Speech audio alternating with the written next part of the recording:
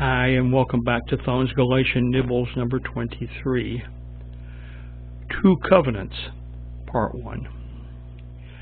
And this comes from Galatians 4:21 through 31. Tell me, ye that desire to be under the law, do you not hear the law? For it is written that Abraham had two sons, one by a bondmaid and the other by a free woman. But he who was of the bondmaid was born after the flesh, but he, as the free woman, was by promise from God. Which things are an allegory? For these are the two covenants, the one from the Mount Sinai, which gendered to bondage, which is Agar. For this Agar is Mount Sinai in Arabia, and answered to the Jerusalem which now is, and is in bondage with her children. But Jerusalem which is above is free, which is the mother of us all.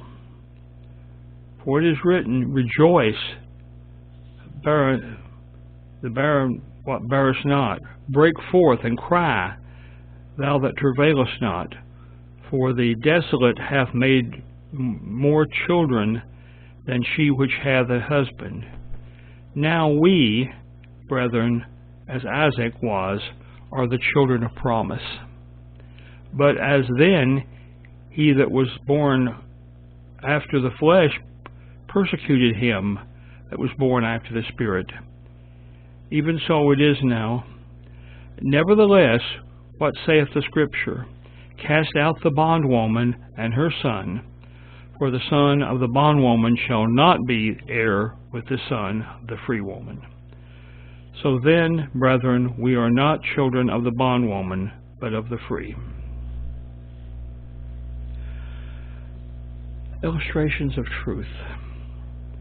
Why is this in the Bible? It's an example of freedom and bondage, and the communication, faith versus the law. Application to my life. Paul gives us a great explanation about how all this was taught in the book of Genesis.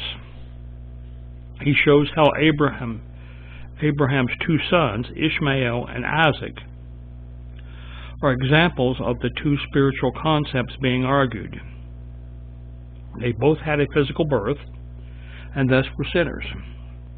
However, Isaac also had a spiritual birth, being the child of the promise. It is this spiritual birth which we also experience by belief in the grace of the Lord, which makes us the children of the promise by grace. The son of manipulation, Ishmael, was thus the child of worldly bondage, Hagar, whereas Isaac, the son of promise, Sarah, born by the power of God. God says, the bondage is of the world, whereas the freedom is of the Spirit. And think about that. My personal response, Lord, thank you for showing us, even early in the Scriptures, this important principle. And let's just balance one more time. The bondage is of the world.